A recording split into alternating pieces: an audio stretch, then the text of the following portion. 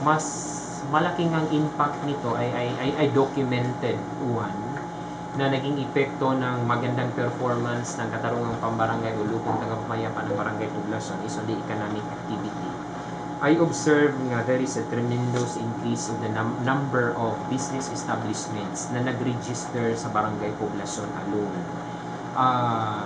Halos nag-times 2 ata yan within a period of 3 years. Yung period na nag-endeavor sila na mag-improve yung performance nila.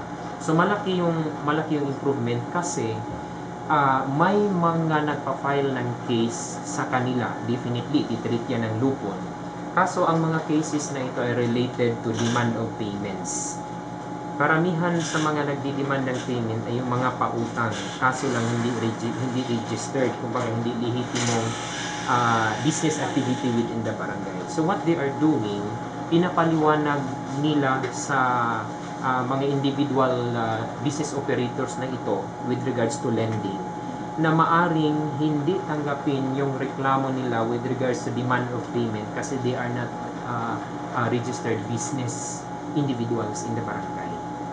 So ang nangyari ngayon, hindi sa naobliga kundi naintindihan nila na meron din pala silang obligasyon sa barangay with regards to business operations.